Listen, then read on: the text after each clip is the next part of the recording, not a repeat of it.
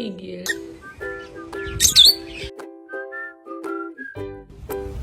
Proud fur parents dyan, taas ang kamay.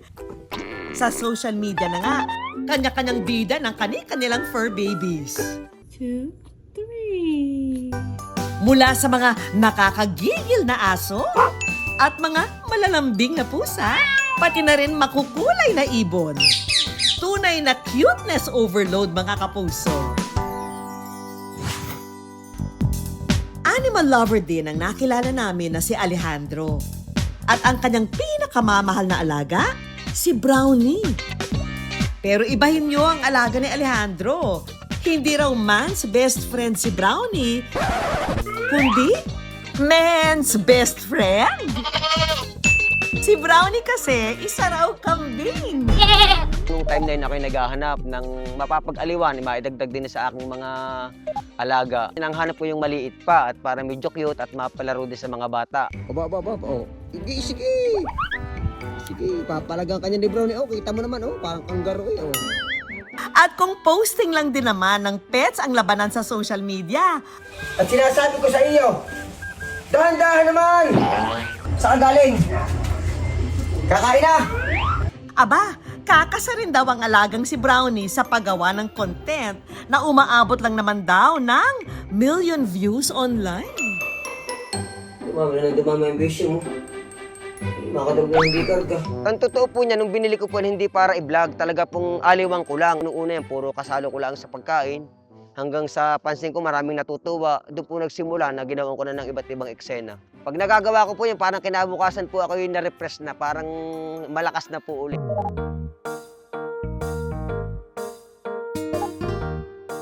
Ang 39 anyos na si Alejandro mula San Pascual, Batangas, abala raw sa mga negosyo niyang motor shop at sari-sari store. Dito niya kasi binubuhay ang asawa at 2 lalaking anak. Noon pa man, pahilig na raw sa mga hayop si Alejandro. Takit. Kaya naman naging natural lang para sa kanya na magkaroon ng iba't ibang alaga na kasama niya sa bahay o sa negosyo. Mahilig po talaga, kaso wala naman po mga pambilingan ng iba't ibang hayop. Aso lang po lagi. Tanong ng iba, bakit kambing? Sagot naman ni Alejandro, abay bakit hindi? Maglalaba pa ang daddy ng iyong mga uniform. Si Brownie po ay 7 months ko po siya nabili, sabi nung aking binilhan. Pero sa akin po si Brownie ay 8 months pa lang.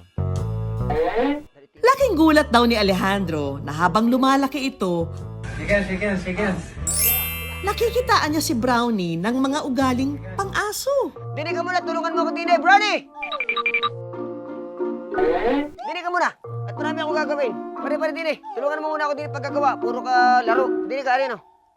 Kung usapang malambing, hindi raw papahuli ang alaga niyang kambing. Doon ka na sa labas! Ito ka na dito sa kwarto. Aray! Siya po yung kambing na pag dinaisan mo hindi yung nalayo, hindi katulad ng iba. Para po talagang ugaling aso, tapos pag tinawag mo talagang natingin.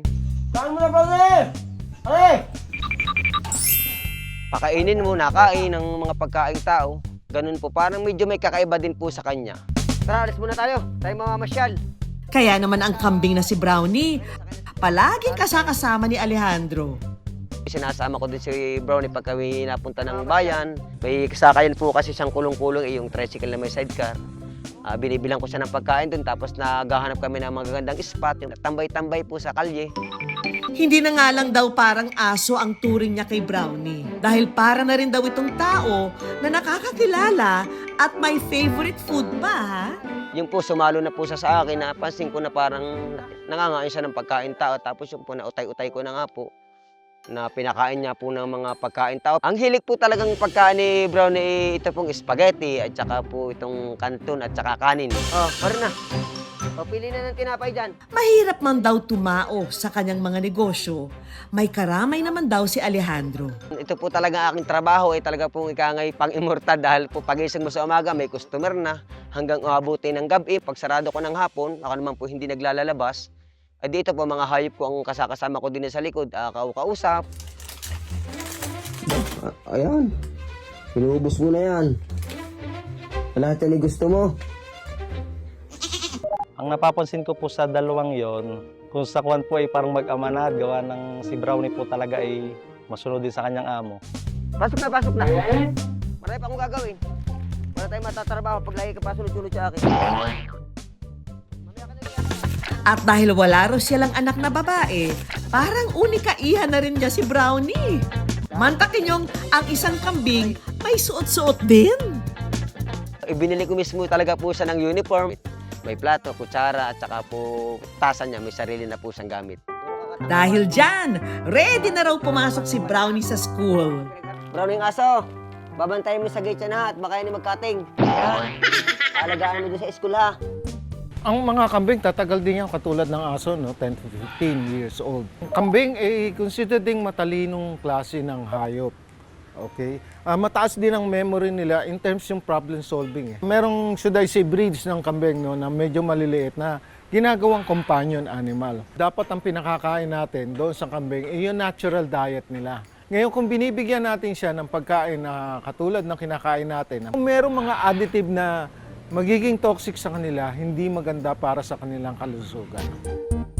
Ito na nga ang good news mga kapuso. Madaragdagan ulit ang pamilya ni na Alejandro dahil ang alagang si Brownie, pregi. At inaasahan nila itong manganak sa susunod na buwan. Brownie, kakain na! Katulad ng kwento ni Alejandro at ng alagang si Brownie, patunay na ang mabuting pagkakaibigan Tara, Brownie! Dandahan lang kape, dandahan lang. Mainit. nakukuha, hindi lang sa tao. Dahil minsan pa nga, ang ating best friend forever,